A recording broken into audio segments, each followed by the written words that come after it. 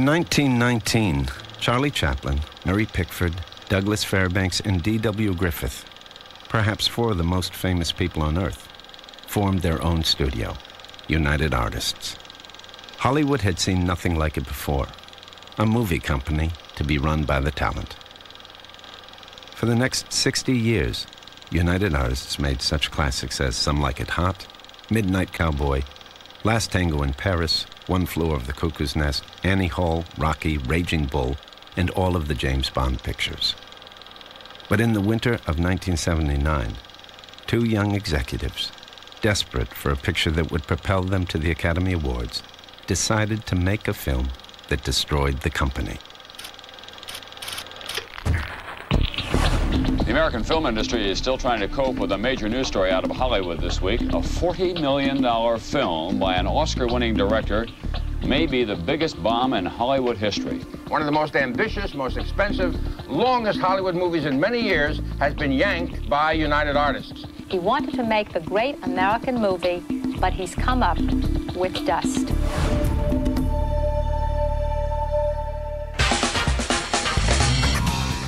Opening very strong on Saturday with $18.5 million. Over the top spot of the weekend box office, the new film took in $26.6 million over the weekend, bringing its two-week total to almost $80 million. Today, the shelf life of most Hollywood movies is one weekend, sometimes even less. Years of work and a small fortune of investment all come down to this. Is some teenage kid going to buy a ticket to your movie on opening weekend? The nature of the film business is that success is a rarity. Failure is the norm.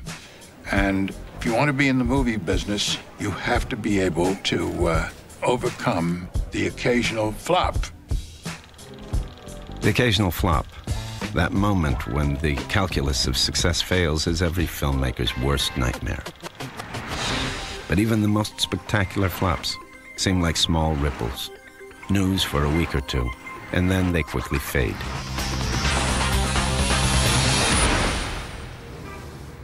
But 25 years ago, there was one flop, one failure so spectacular that the tidal wave of change it wrought is still being felt today.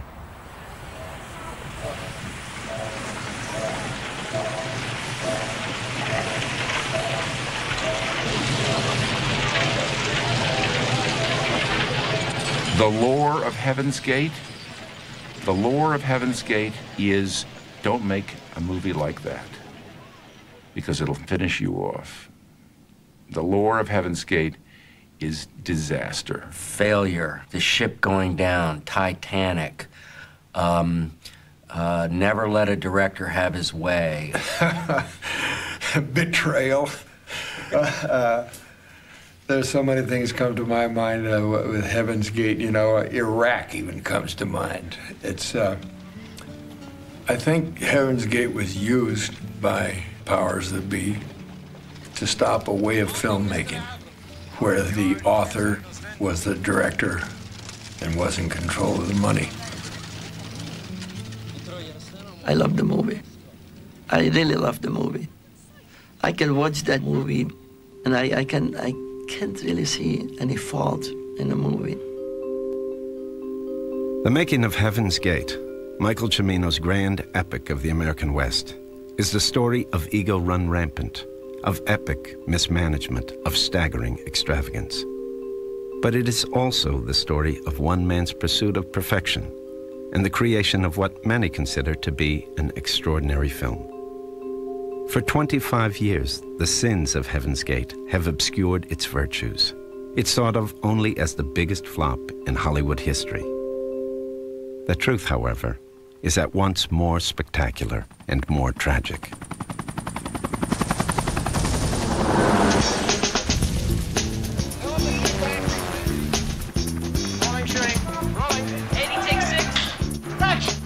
As the 1970s drew to a close, Francis Ford Coppola was finishing Apocalypse Now.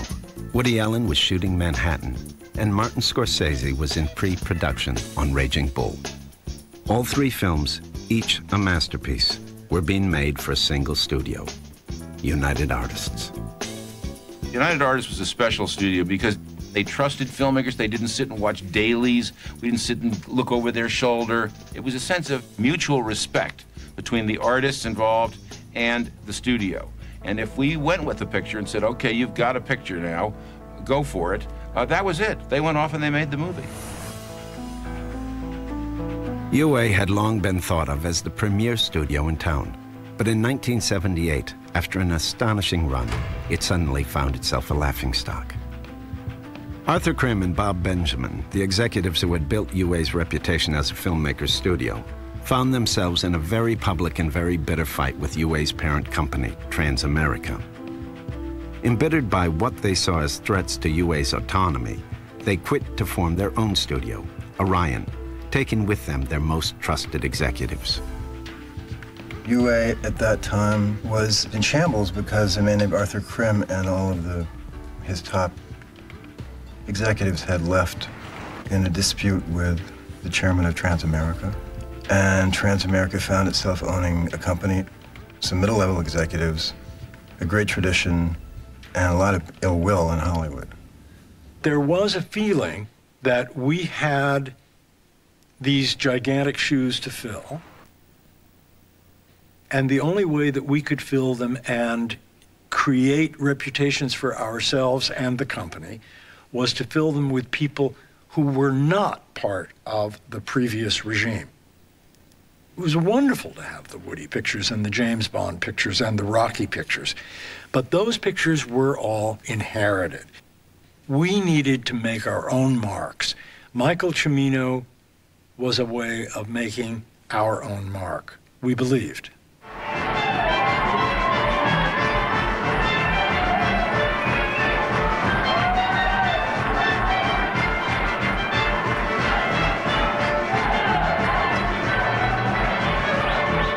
Michael Cimino came in with his second film and just made this towering picture of the deer hunter.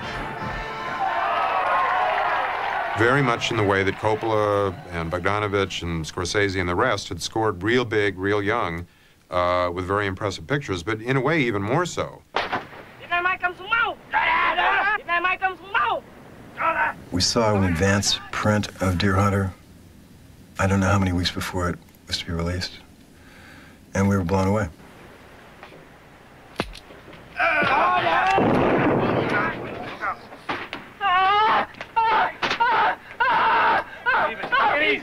Stevie! Stevie, come down!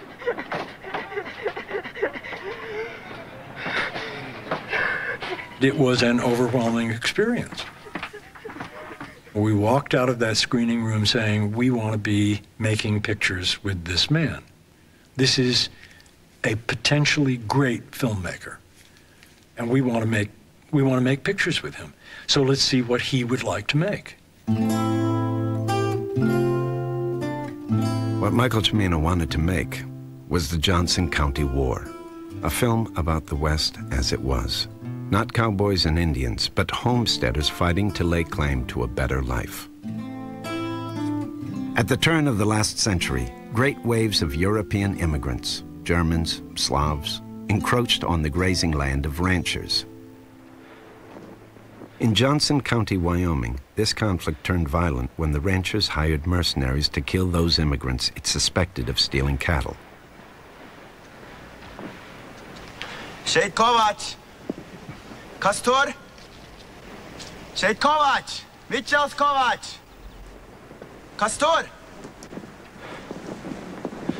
Kastor iet! Ko tu gribi?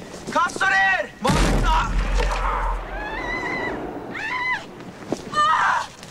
What distinguished Cimino's script was its claim that these murders were sanctioned by the governor of Wyoming, the U.S. Congress, and the President of the United States. Cimino told UA he thought he could make it for the cost of an average movie, $7.5 million. Over the next 2 years, that number would mushroom by 500%, all with the approval of the executives at United Artists. There would be appeals, threats, even prayers for cost-cutting, all to no avail. For Michael Cimino knew that the executives at UA were weak. That was evident from the beginning. When we went into the picture, there were two givens.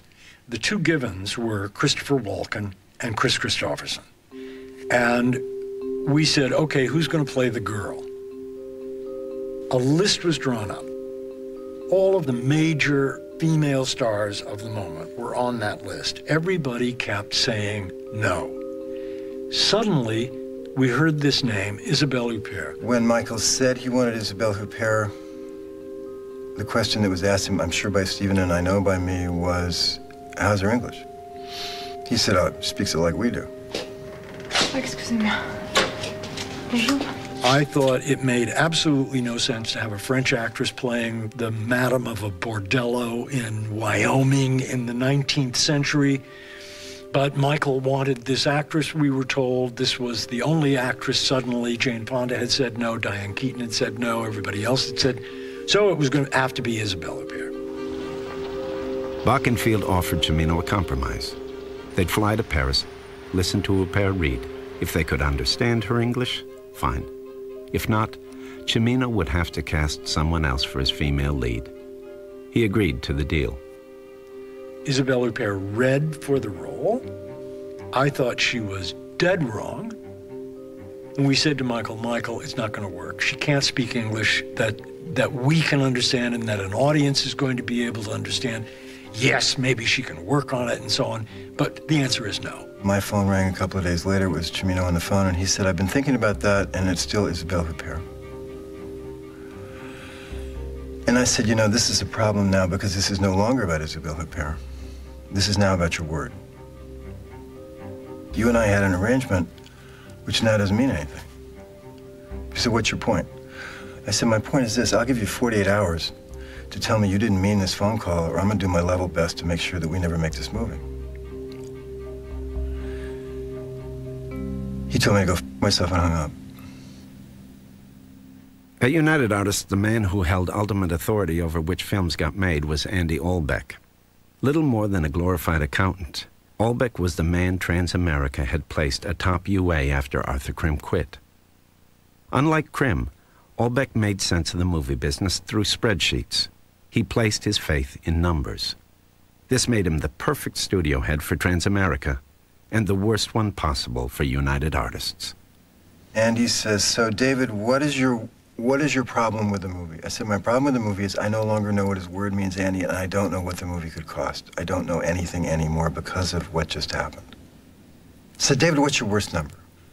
I said, Andy, you know, we're waiting for a budget. It could be 11.5, but after today, I don't know. I could pick a number. 20. Oh, okay. Norbert, David says 20. What do you think? Norbert says, I can cover 20 out of foreign. And he says that Isabelle Huppert is not a problem for him. Everybody likes that in foreign.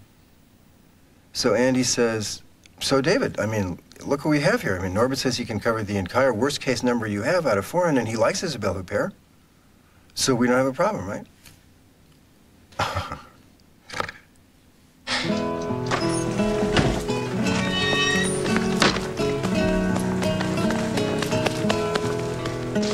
So I called Michael, and I told him that, and he was not surprised.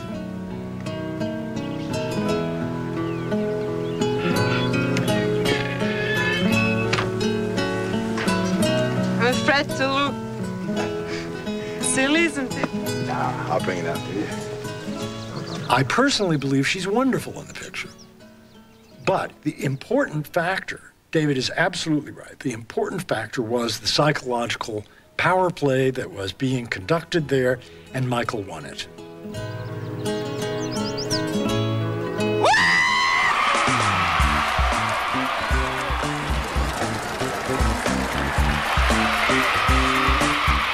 A few months after Cimino won the power struggle to cast Isabelle Huppert, his coronation as the newest king of Hollywood was affirmed. The Deer Hunter took home 5 Academy Awards, including one for Best Director and another for Best Picture.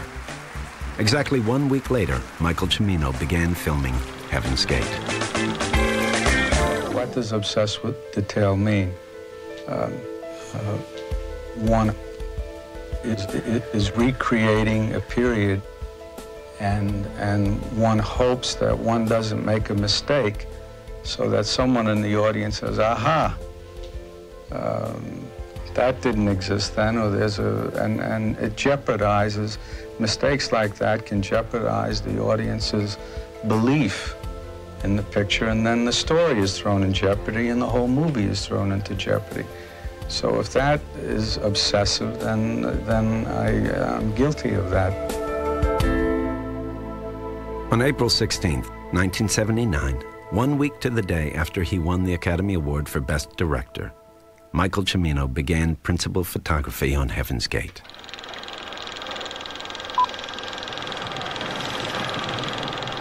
Cimino's ambition for his new film was not small. Heaven's Gate was going to be the Gone with the Wind, the Dr. Zhivago, the Lawrence of Arabia of the American West.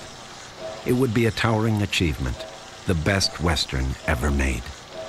For Michael Cimino believed that this was his moment, that Heaven's Gate would seal his place in cinematic history. He was half right. The scale of production on Heaven's Gate was immense. Whole towns were taken over for weeks at a time and converted into fully functioning period sets. Over 1,200 extras from Montana and Idaho, including many who had genuine Slovakian and Ukrainian accents, were hired. But it was not scale that Cimino was after. It was authenticity. He intended for his audience to genuinely be transported back to the West of the 1890s. His picture was going to be real, or as real as he could make it. He created something that we fondly called Camp Cimino. Have you heard about this?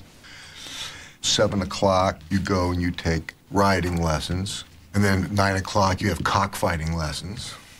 Then you have your Yugoslavian, your Slavic dialect lesson. I mean, we had a bus that picked us up in the morning, and the first thing we did is we would go shooting off rounds of blanks.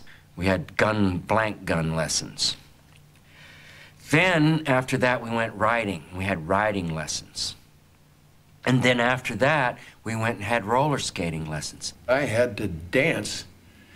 I must have waltzed across Texas. By the end of the thing, I had to take dance lessons every day, waltzing lessons, and roller skating. God, I almost killed myself on that roller skating scene.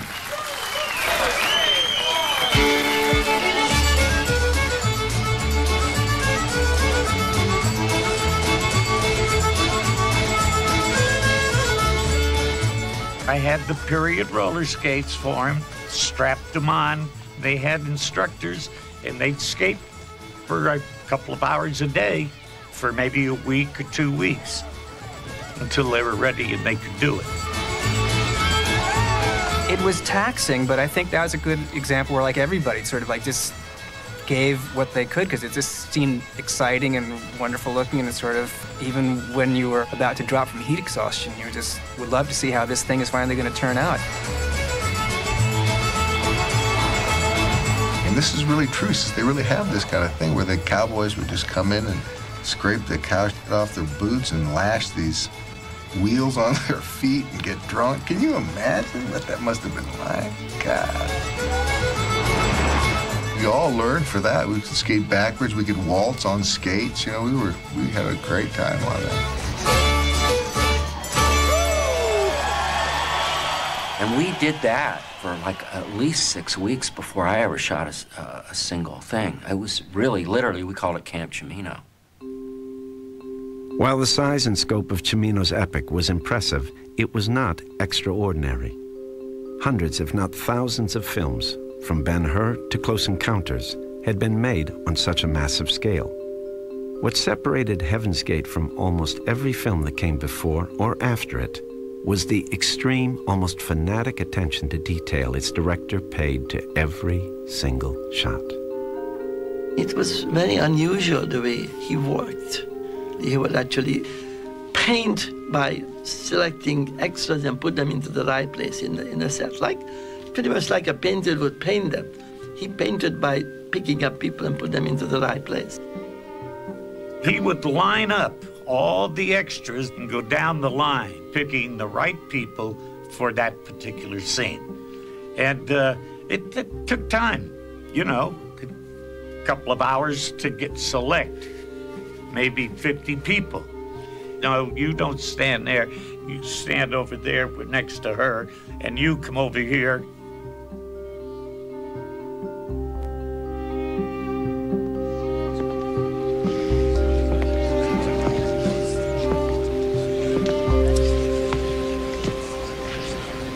There's an armed mob of paid men about to invade your county.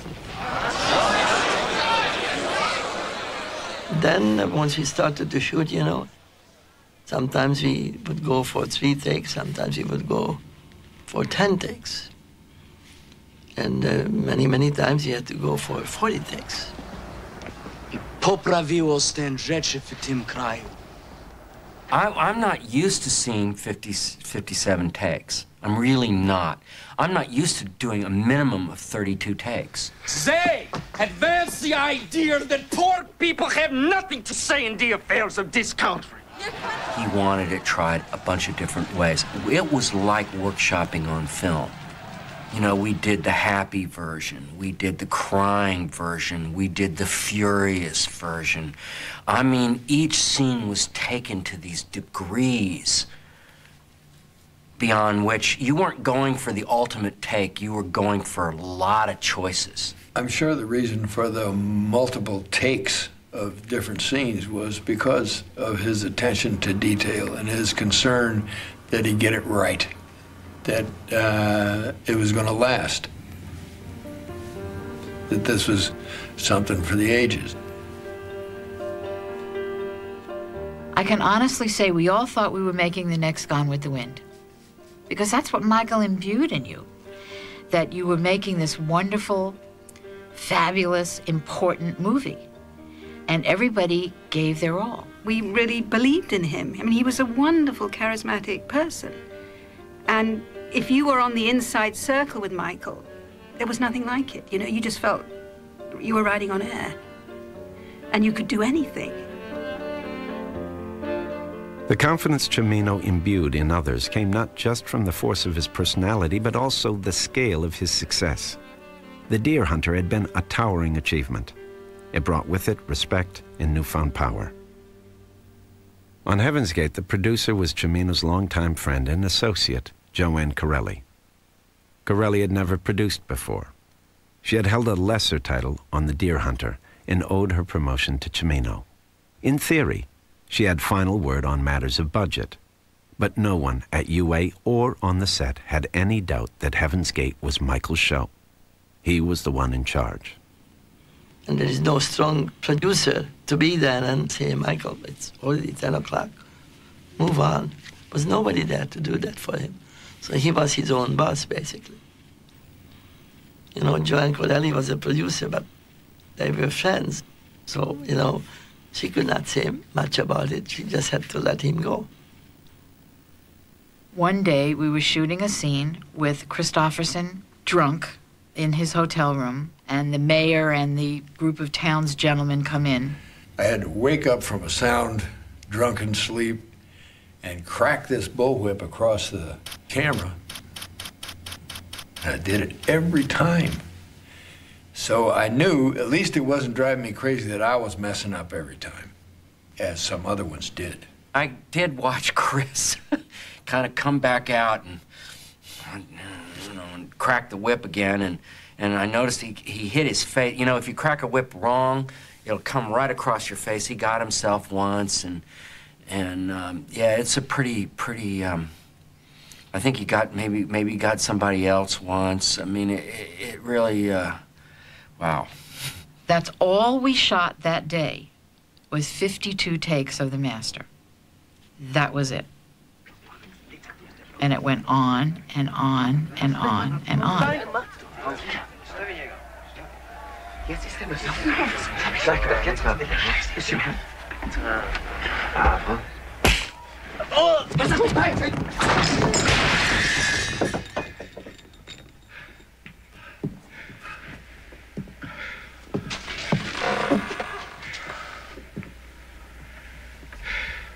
From somebody on the outside, it would look like it was almost too much. But I It never appeared that way to me. It was like, oh, this guy really cares. I bet Michelangelo cared. I bet Picasso cared. You know, anybody who has believes in his artistic vision, I bet they care. I probably didn't care that much, but I was glad to be working with somebody who did. In the coming months, there would be an avalanche of bad press about Heaven's Gate, consuming any consideration for the artistic value of Cimino's film. A picture would be painted of chaos and incompetence, but that simply was not true. On Michael Cimino's set, there was the opposite, a calm, determined, relentless pursuit of perfection. Unfortunately, that costs a lot of money. It didn't take long for Stephen Bach and David Field to realize that something was disastrously wrong with Heaven's Gate, at least from the perspective of the studio paying the bills. In fact, they knew something had to be done 1 week into production. For at the end of the first 6 days of shooting, Michael Cimino had fallen 5 days behind schedule and spent $900,000 for a minute and a half of usable film. 2 weeks in, he was 10 days behind schedule and 15 pages behind. By then, Michael Cimino had exposed 2 hours of film, less than 3 minutes of which he was willing to approve, all at a rough cost of $1 million per usable minute. The alarm bells went off at UA. All right, let's just take that last little bit again. Atmosphere here on the sidewalk. You know what your instructions are. Quiet, please. There you go. Quiet, please. Ready? Here we go. Stand by and roll, please. See camera mark. And action. Hollywood in the 1970s was infatuated with the director. For nearly a decade, it lavished its attention and money on director-driven films. And cut. Print. But by 1979, auteurs were no longer such a wise investment. Peter Bogdanovich had permanently damaged his career with At Long Last Love. William Friedkin had failed spectacularly when he remade the French classic Wages of Fear. Even Martin Scorsese and Steven Spielberg had suffered their own setbacks. New York, New York in 1941. And then there was Michael Cimino's Heaven's Gate. In time, Hollywood would pass judgment on this debacle. UA should have fired Cimino. They should have shut down production. But to the executives at UA, who were not operating with the benefit of 20/20 hindsight, the solution to their Cimino problem wasn't so clear. What we wanted was a picture. We never didn't want the picture, you see. If we had been able to sit back and say, oh, who the hell cares? We don't want the picture anyway. Let's just cut it off now, settle the lawsuits, and the money that we would have spent on Heaven's Gate, we'll spend on these 10 other pictures, which are nice pictures that we can't now afford to make because we're putting all the money in Montana. It was never that. We always wanted the picture, rightly or wrongly. The executives at United Artists had entered Heaven's Gate believing it would propel them to the Academy Awards, validate them in the wake of Arthur Krim's departure. But just weeks into production, it was alarmingly clear that more than status was at stake. Heaven's Gate was shaping up to be the longest, most expensive film in Hollywood history, the kind of picture that ends careers. UA knew they had to contain the damage, rein in Cimino. But as they started to search for answers, it was also clear they had no experience to draw on. I had not been that close to a shooting movie in my life. This was my... I mean, well, a year before, I'd been on the 3rd floor of 20th Century Fox as a glorified story editor for Alan Ladd Jr. I mean, I didn't know what I was doing. None of us had been through an experience like this before. But other people in the movie business had. So we looked at what are the basic options in film history. So there was the Cleopatra option. Cleopatra was the most notorious Hollywood debacle before Heaven's Gate. Made in 1963, its production costs became so overwhelming that 20th Century Fox was forced to shut its doors for 4 months, take everyone off payroll, and hope for the best. It was only the public's fascination with the off-screen romance of Elizabeth Taylor and Richard Burton that saved the film and the studio from total disaster. The Cleopatra option is let it go where it goes and pray.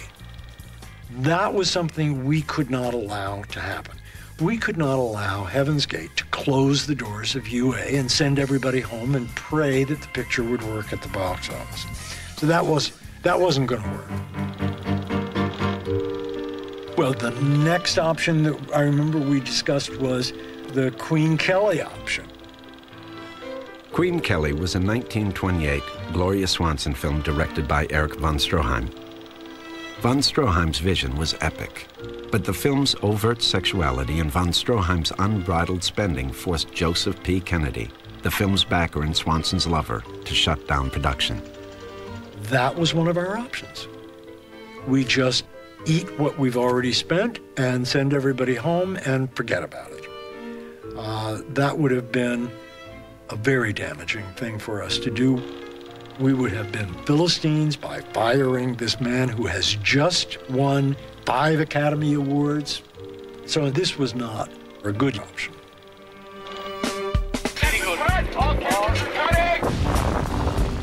But there was another one. And the other one was Apocalypse Now.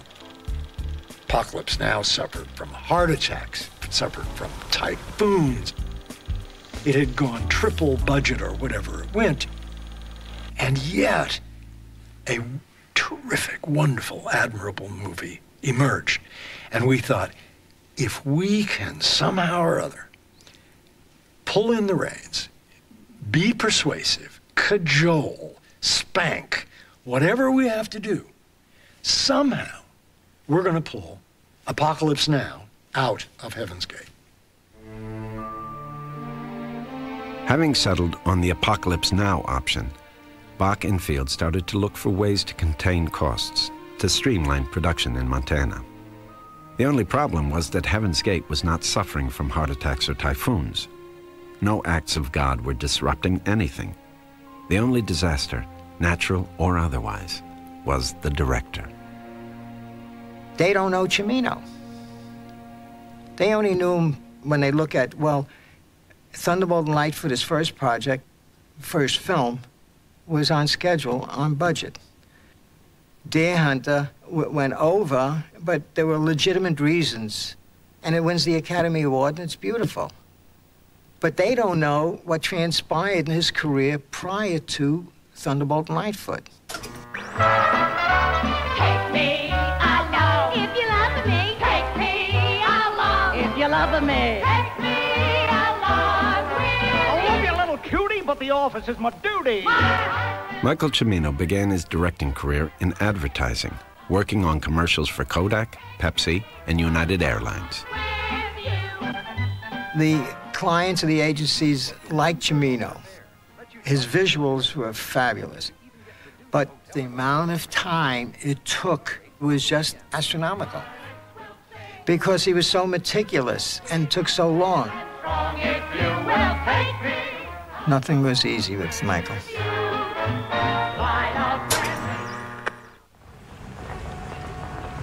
In a world where spending 2 hours lighting a prop is not only common but celebrated, Michael Cimino excelled. But making minute movies for Madison Avenue couldn't fulfill his ambitions. Cimino needed to paint on a much larger canvas.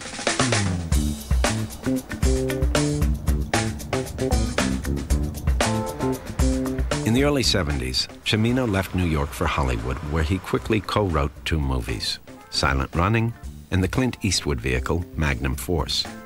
Both were solid hits, and on his 3rd film, Cimino got his first chance to direct. Have a cigar. Where the hell did these come from? I've been saving them for a celebration. Clint gave him a big break to direct this film. And Clint is as an actor and as a producer, doesn't like to do a lot of takes. You know, he'll do maybe 3, and I would always go to Mike, I remember, and say, can I do one more? I think I got an idea. And he said, well, I'll have to ask Clint, you know. Clint would always say, give the kid a shot. I don't think of us as criminals, you know. I feel we accomplished something. A good job. Clint was the only guy that ever said no. You all right, kid? You don't look too well. Michael said, okay, let's go for another take. It was take 4. Clint would say, no, we got enough. We got it. And we move on. And that's the way it went. And if he took too long in getting it ready, he said, looks good, let's go. For a month, United Artists sat in Los Angeles searching for ways to speed up production on Heaven's Gate. But it amounted to little more than wringing their hands. Michael Cimino, with Joanne Corelli as his producer, continued to fall behind schedule 1 day for each day shot. UA quickly calculated the cost to complete if Cimino was left unchecked. Their numbers were shocking. At Cimino's current pace, Heaven's Gate would finish principal photography 200 days late on a picture that was only supposed to take 69 days to film.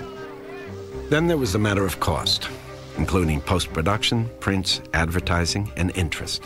UA calculated that Heaven's Gate, whose approved budget had been $12.5 million, would cost the studio $50 million, making it the most expensive motion picture ever.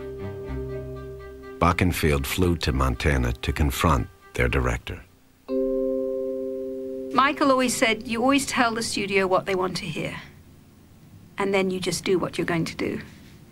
And Michael gave us very specific scenes that we were to show them, nice, long vistas, you know. I mean, if you look at any individual scene in a long shot, it's amazing. I mean, the detail that went into everything, and it's all there on film. The footage was ravishing.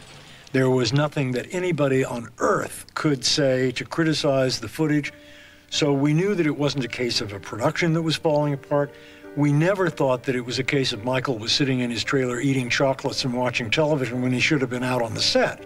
That was never the issue. The issue was we didn't agree that you could take this much time to achieve perfection. And if you continue to take this much time to achieve perfection, you're going to break our bank, and there's not going to be any company to release the picture.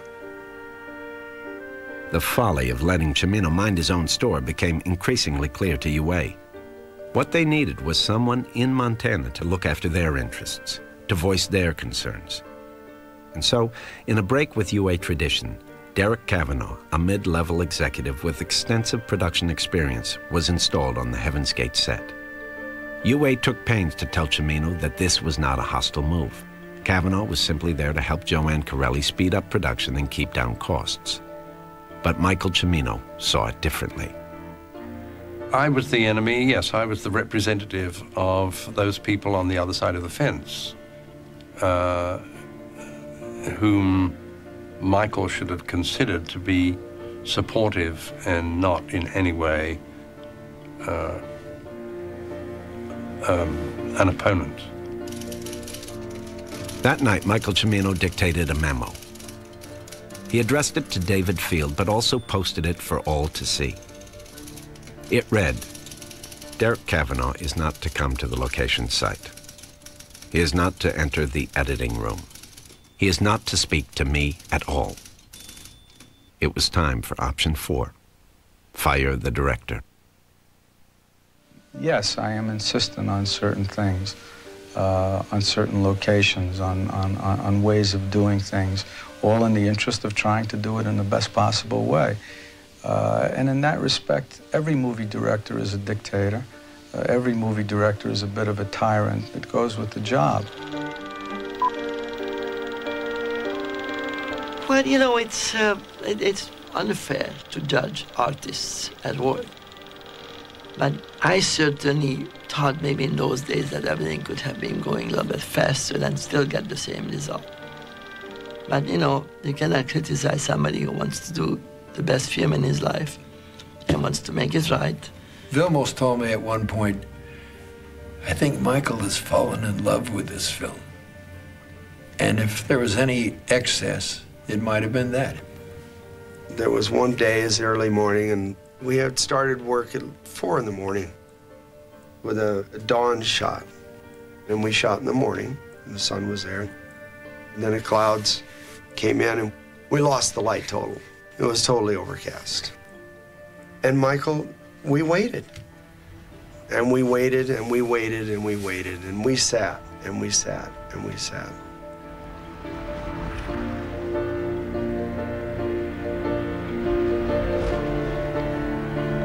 Noon went by, and we didn't stop for lunch. And so went 3 o'clock, 4 o'clock, 5 o'clock. Michael was waiting for this weather to clear, and it was like 3 o'clock in the afternoon, and we hadn't had lunch yet. So all the crew guys, everybody's on meal penalty, and it kept adding up and adding up and adding up. It was amazing. Then finally, second AD took the courage and got up and said, Michael, what about lunch? And then Michael Cimino, you know, just like, he was in a daze of creating, you know. He said, lunch? This is bigger than lunch. Heaven's Gate was bigger than lunch.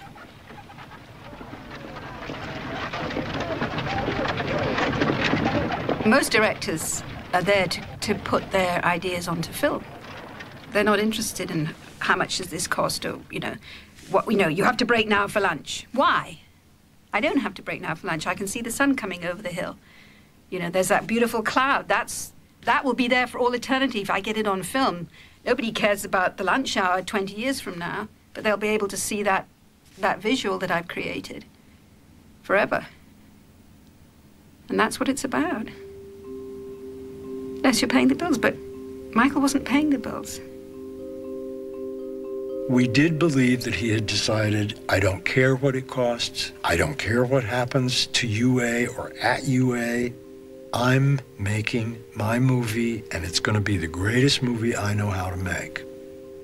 And once we decided that was it, we then realized we were truly in trouble. Because then you're saying, Michelangelo, put down your paintbrush. And he's saying, make me. By mid-July 1979, Michael Cimino had burned through hundreds of thousands of feet of film and was almost 200% over his original budget estimate. The futility of trying to push, cajole, or beg Cimino into moving faster was now obvious, even to the most inexperienced UA executive. More drastic options were in order. I said to him, I know what you think of me and how ill-equipped and diminished I am as an executive, so how about this? You have told me about how wonderful Barry Spikings is in EMI and how good they were on Deer Hunter. How about if Andy Obeck and Transamerica let me, I'm gonna call Barry Spikings and I'm gonna offer him half this movie for whatever it costs to complete. And, if Andy lets me do it, domestic distribution, so that when you get all the awards for this movie, you don't have to see any of us, you can stand back up there with him, your pal. What do you say? If he says yes, I'm out. You shoot the damn thing however you and he decide. If he says no, you shut the f up and finish this movie the way I just told you.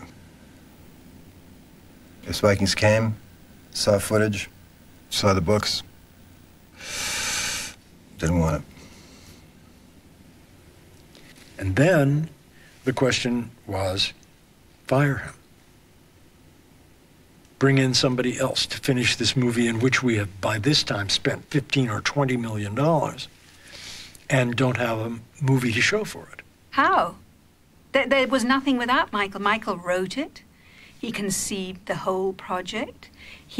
Every single minutiae on that film was Michael. Everybody would have walked, I'm sure. I mean, there'd have been a laughing stock. I mean, they were ultimately anyway, but they had a chance this way.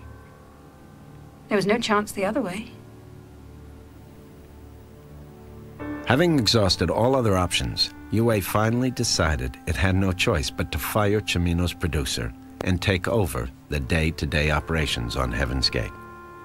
We said Joanne is no longer producing the picture.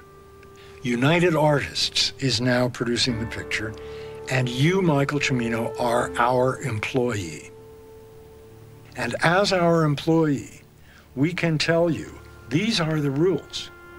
you violate those rules and you are in breach of contract. And when you are in breach of contract, you lose all of the things that you want. The most important issue was, if you violate enough of these provisions of the contract now that you are an employee of United Artists, not a partner, but an employee, you will lose final cut. And this was the issue that was paramount beyond any other issue for Michael. It had taken nearly 3 months and $18 million before UA canceled the blank check they had given Cimino. In its place, the studio imposed a new production schedule and told Cimino that they would not spend 1 penny more than $25 million. Cimino protested, but it didn't matter. He had no choice but to live within UA's constraints. If he didn't, he'd lose the power to make his film, lose final cut. And so, he sped up. By late August, Cimino was actually 2 days ahead of UA's new schedule and on target to meet the revised budget. But it was too late. The real damage of Cimino's obsessions had already been done. Les Capet was a freelance writer living in Montana. Early in production, he had requested access to the Heaven's Gate set. He was told that Heaven's Gate was closed, that Michael Cimino was not allowing any press. Rebuffed as a journalist, Capet applied for a job as an extra and worked on the movie for 2 months. He got $30 a day for his troubles and his story. Capet's article, which first appeared in the Los Angeles Times, painted a picture of excess and incompetence. Extras were fainting, horses were hurt, and there were all those takes of the same scene over and over again. Heaven's Gate, as Capet told it, was a farce, not a masterpiece. The press loved it. The story, or some version of it, ran in almost every media outlet in the country, and many outside it. Everyone seemed downright gleeful at the prospect of this Oscar-winning director failing spectacularly. It created an environment where people were waiting for not a masterpiece, something else. And that just kept rolling and feeding on itself. Here we go. Stand by and roll, please. Bad press, an angry studio, all of it might have cowed a less confident director. But for Michael Cimino, none of it registered. He just kept working, undeterred, at the same crushing pace. Action! In late August, 60 days after production was supposed to be finished, filming began on the climactic battle sequence.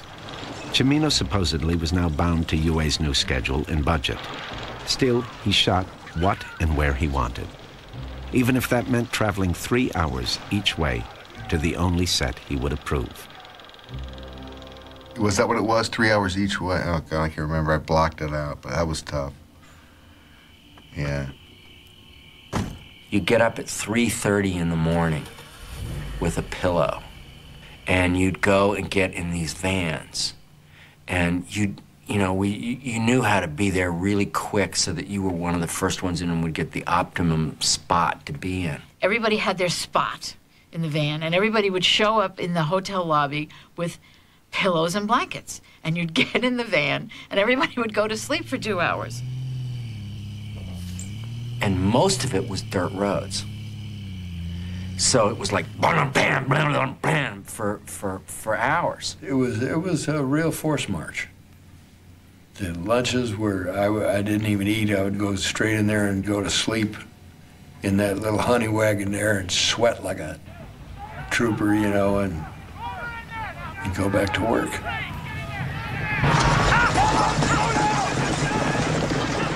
I don't know how long we shot those battle scenes, but it was frightening, some of those things. Each time, I would just pray to God, you know, I wasn't going to get hurt or anybody else was going to get hurt, and we would just go, yeah, charge, and just full blast. I mean, it was exhilarating, but even in a real battle, you don't, go recock and keep doing it over and over. You'd race madly around in this circle at a dead gallop as fast as you can, and firing and firing and firing. And we would do that for 3 minutes, 4 minutes. So you've got all this noise and chaos, they're firing back. You have wagons in the mix, dust so thick you can hardly see. The extras especially, I think, were quite scared, you know, because there are these 130-year-old, you know, buckboards, whether they were real or replicas, you know, careening around. And, you know, it's not like driving a Hummer. You know, like, it's scary. There were times when there was coming down, I suppose, from Michael through the ADs of like, you know, we're going again, you know, faster, you know, louder, bigger, more.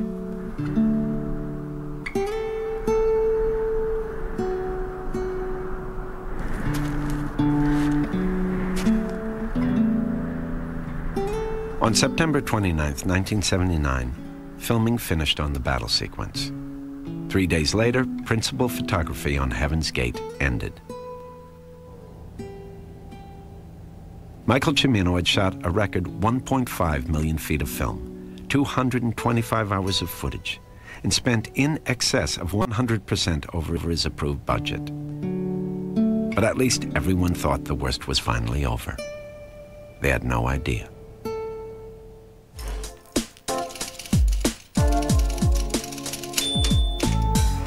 It's hard to shock Hollywood.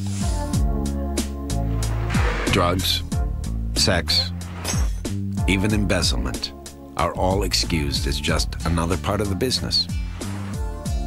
It takes a lot in this town to ruin a career. But there is one sin for which Hollywood has always been unforgiving: failure.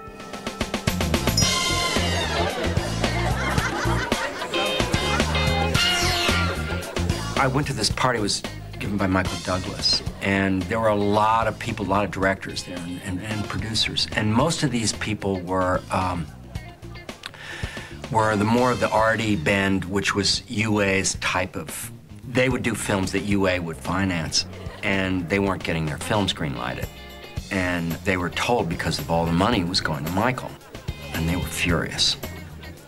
And I went back and I said, and I told Michael, I said, you know, man, this thing better be good, because if it isn't, they're gonna kill you. Michael Cimino returned to Hollywood 6 months after The Deer Hunter had swept the Oscars, confident that he had shot another masterpiece. United Artists also remained committed to Cimino and his vision. Despite the turmoil of production, they still believed in Heaven's Gate. All that remained was to edit down the mountain of footage Michael Cimino had shot.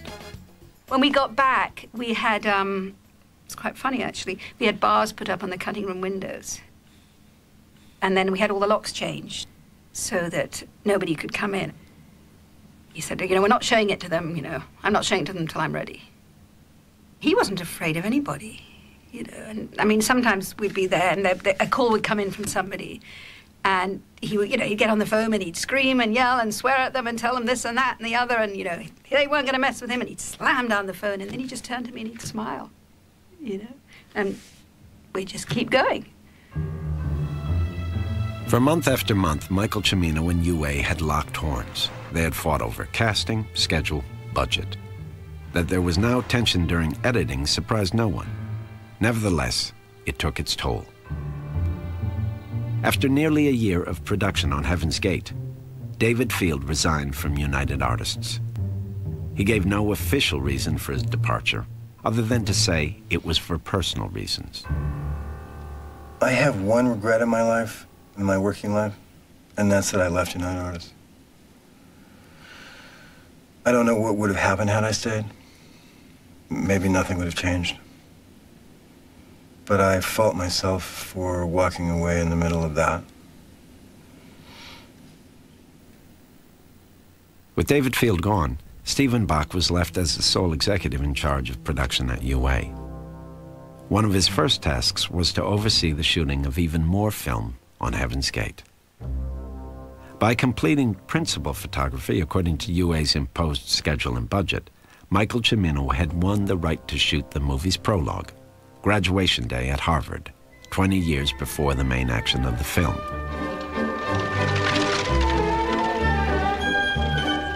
Shot in Oxford, England, after Harvard refused permission, the prologue was as complicated and ambitious as anything shot in Montana. The only difference was that UA severely limited the time and money they gave Cimino.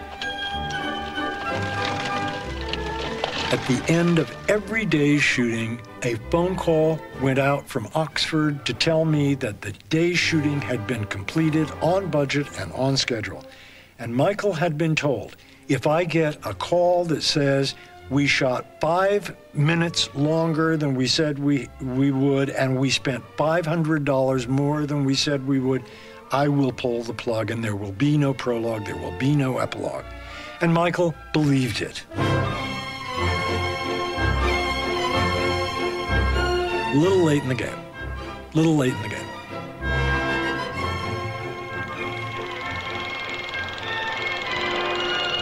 Michael Cimino had entered the editing room with over 1 million feet of film, some 220 hours of footage. From that, he was contractually obligated to deliver a final cut no longer than 3 hours in length. Editing this amount of film under normal circumstances would have been a Herculean task, but UA made it nearly impossible by demanding that Cimino make their Christmas release. Well, Christmas because of the Oscars. Always the Oscars. That's the big drive with any film of any importance. You want to make that December release. And we worked, I mean, there weren't enough hours. We never stopped. I mean, there were days where we would go 3 days without sleeping. And so when you get to that point, you don't really know what you're doing anyway, because you're just so tired. In late June, after 8 months of editing, Michael Cimino announced that he was ready to show the executives at United Artists Heaven's Gate. We got to the screening room and we saw Michael, spoke with Michael. I thought Michael looked exhausted, truly, truly depleted. I remember asking, how close are we to a final cut? And he said, it's a little long. I can lose maybe 15 minutes. And we sat down and we watched the movie. And the movie that we saw was 5 hours and 25 minutes long. The battle sequence alone was as long as most feature motion pictures.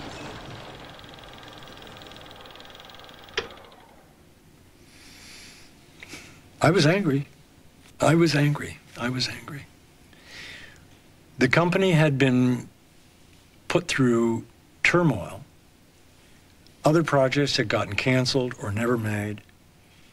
Relationships within the company were deeply strained, some of them irreparably.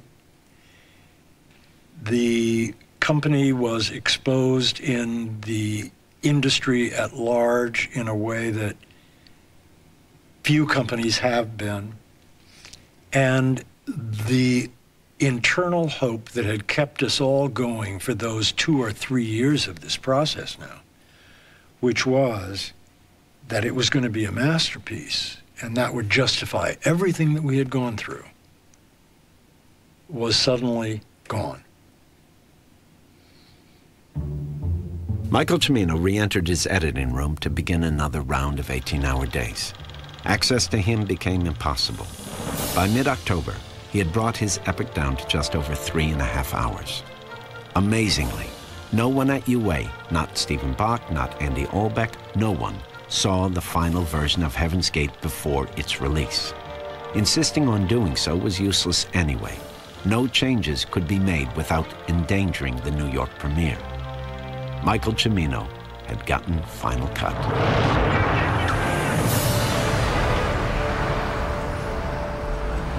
I can remember going to the first screening, the premiere in New York, and we were all very excited, and Mike was quite anxious because I don't know if he even saw the film before it was shown. I mean, it was wet right out of the soup. He had just put it together, and you just barely made the deadline to get it all together. And the movie comes on.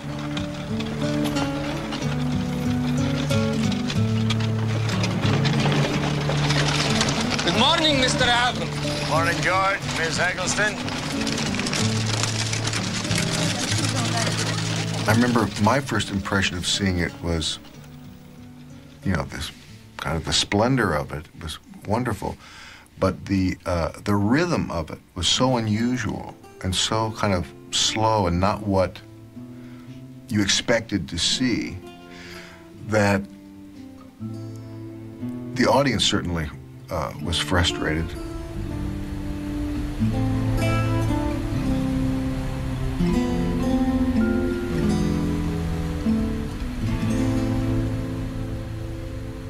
Then you heard that terrible applause at the end. It was just, oh, it was terrible. And then hearing the next day we got up, and on the way to the airport, we were going up to Toronto for the next show, and picking up that review on the way to the airport and reading it. The next day's papers sealed the fate of Heaven's Gate, Michael Cimino, Stephen Bach, and Andy Olbeck. Vincent Canby in the New York Times wrote with abandon and malice. Heaven's Gate fails so completely, he began. You might suspect Mr. Cimino sold his soul to the devil to obtain the success of The Deer Hunter, and the devil has come round to collect.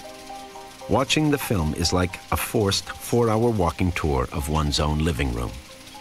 Heaven's Gate is an unqualified disaster. Well, I read Vincent Canby's. I don't read reviews. That's the first thing. I read Vincent Canby's because it actually had the line in it, like being given a 4-hour tour of your own living room, and I just wanted to see how bad can a review be, and it was really scathing, angry review.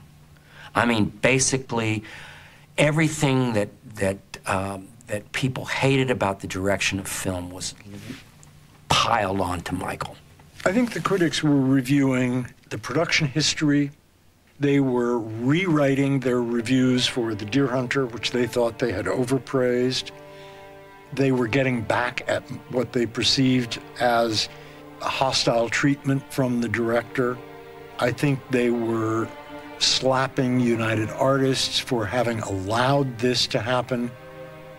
But I never felt that there was a real serious attempt to see what is this picture trying to do, and does it succeed on its own terms? It didn't succeed on the terms they wanted to lay on the picture. And that was what they were writing about, was their terms for the picture, not the picture's terms. On November 24th, 1980, after a one-week run in New York, United Artists and Michael Cimino took out a full-page ad in Variety in The Hollywood Reporter. It read, "Dear Andy, so much energy, time, and money have gone into the making of Heaven's Gate that I am asking you to withdraw the film from distribution, to allow me to present to the public a film finished with the same care and thoughtfulness with which we began it." It was signed, sincerely, Michael Cimino. The American film industry is still trying to cope with a major news story out of Hollywood this week. A $40 million film by an Oscar-winning director may be the biggest bomb in Hollywood history. Get the story now. Writer-director Michael Cimino, who spent 2 years and $36 million on Heaven's Gate. For 2 years, Michael Cimino had worked ceaselessly, risked everything, put his whole self into Heaven's Gate, only to have the critics eviscerate it. The more you saw that there was nothing on that screen there at all, nothing at all. I mean, not even a good performance. You couldn't even single out one great performance. You know, usually every movie has one great scene. Even bad movies have at least something good you can say about them, and this one had nothing. It was, it was like, how can they not like our child, I mean, that's how you feel. It's it's very personal, and you don't want to believe that you have an ugly baby. Nobody does. Every baby's beautiful. And, don't they see the qualities and don't they understand? You just think they're ignorant. Michael was blown out of the water. I always felt like it was like you had a beloved child, you know, of yours murdered, and then the murder blamed on you. And it was unjust. Heaven's Gate had been pulled by United Artists at Cimino's request after only a one-week run in New York. UA had hoped to give the film a second life, but it was a decision that quickly backfired. Heaven's Gate was transformed from a simple flop into a full-blown media event. The notion of industry stories and business stories seeping into the national media had already begun in a certain way, and this was something that really kind of burst the floodgates. Expensive movies ever made, and in its original version has been yanked by United Artists. Panned so bad that it was immediately withdrawn so that large parts could be cut out. Tell us United Artists knew Heaven's Gate was in big trouble 6 months ago. Somebody ought to have said stop to this film, but no one did. It was a disaster. It was a disaster creatively because people misunderstood and thought that we, United Artists, had forced Michael to do the withdrawal and the cutting, which wasn't true at all. It was totally Michael's idea as far as I've ever heard. I don't care where the idea came from. It was a horrible idea to pull the film. Because it was an admission that everybody thought Canby was right. Michael always did what Michael wanted to do, and now he wanted to make it shorter. Because he wanted the film to see the light of day, and he wanted people to like the film. You know, he wanted it to be seen. So he was then determined that he was going to try and bring it down and make it more presentable. Although he may not personally agree with that, he was going to do his best to try and make it more presentable. Michael Cimino had barely re-entered the editing room when the bloodbath started. The first body to fall was Andy Olbeck's. We had a bad year, he told friends privately. When you have a bad year, you fire the boss. In Olbeck's place, Transamerica installed Norbert Auerbach, the UA executive who had guaranteed David Field's worst-case number 2 years earlier. In late April 1981, 5 months after its disastrous first screening, a radically recut version of Michael Cimino's Heaven's Gate opened in Los Angeles. Okay, Michael Cimino. Mr. Cimino is here.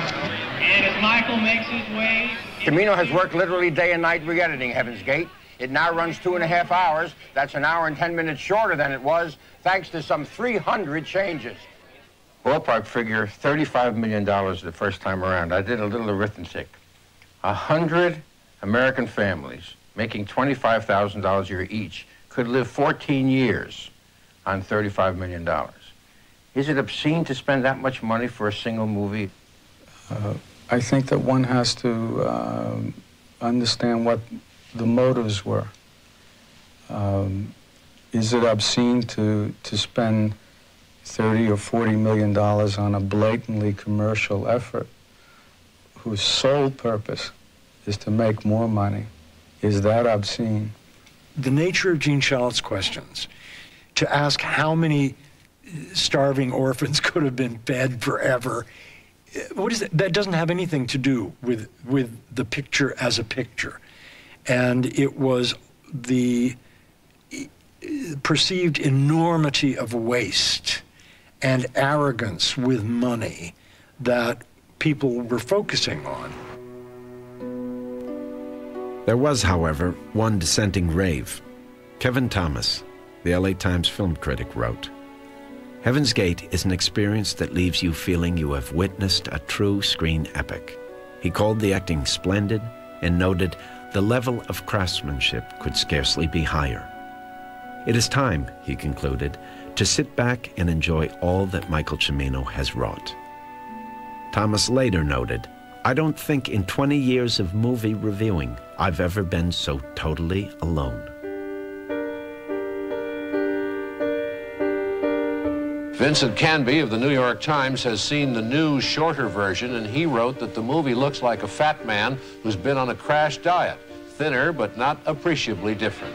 Worst movie I ever saw. Really, terrible movie.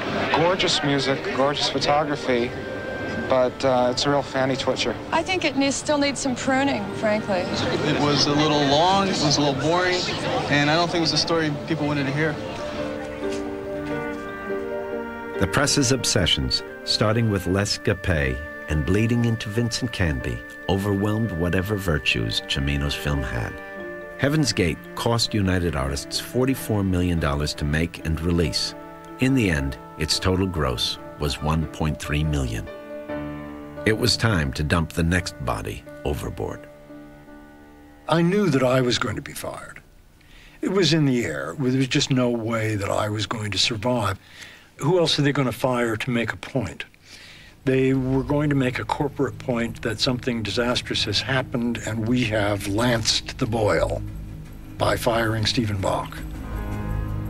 A few days after Stephen Bach was fired, Transamerica announced that it was selling United Artists to MGM. It was tired of having its corporate image tied to a failing studio, tired of the movie business. The studio that Mary Pickford, Charlie Chaplin, Douglas Fairbanks, and D.W. Griffith had started 60 years earlier was gone. Hollywood gasped. The unthinkable had happened. A single film had sunk a studio, or so it seemed. Michael Cimino and Norbert Auerbach were at the Cannes Film Festival when the headlines broke.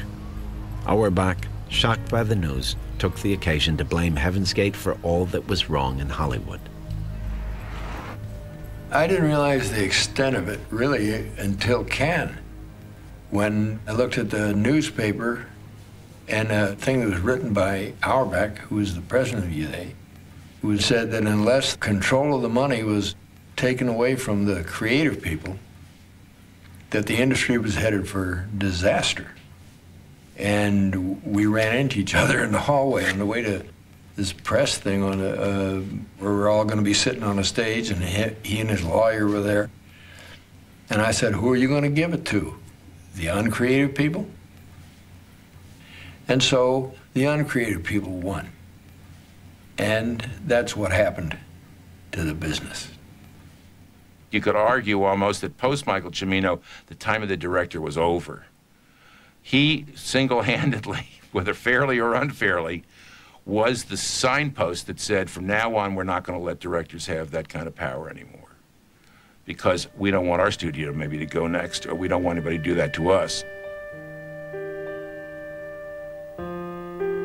Heaven's Gate was received warmly, even enthusiastically, by the critics in Europe, where today it is recognized as an accomplished work of art.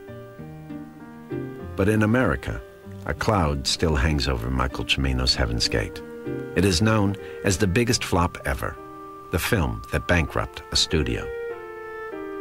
The truth is, Transamerica was a multi-billion-dollar conglomerate. It wrote off the entire loss of Heaven's Gate, $44 million, 2 days after its New York premiere. Its stock fell half a point, which it fully recovered the next day. In the 25 years since Heaven's Gate, much has changed. Box office totals are now tracked by every media outlet in the country, and films are judged a success or failure in a single weekend. The business of Hollywood has overwhelmed everything else, and it's hard to see how the movies are better off for it.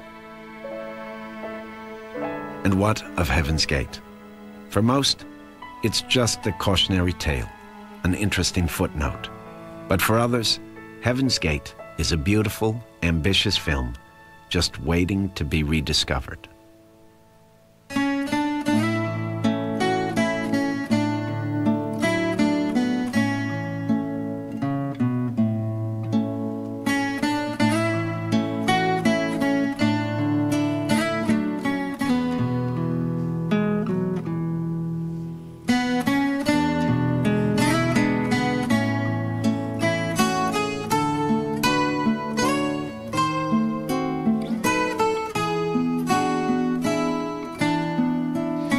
I would respond to Heaven's Gate the same way Jack Kennedy responded to the Bay of Pigs. I take full responsibility, and all other questions are answered by the film itself. I think if you're a boxer and you step into the ring, you can't complain about getting hit. I think about Heaven's Gate all the time because I live in the horror house set from Heaven's Gate in Montana. That's my home there. When we were finished shooting that set, the owners of the land were going to burn it down. Michael said, "Anybody want this set?" And I shot my hand up, numbered the logs, and moved it a couple of 100 miles south, and that's where it stands today.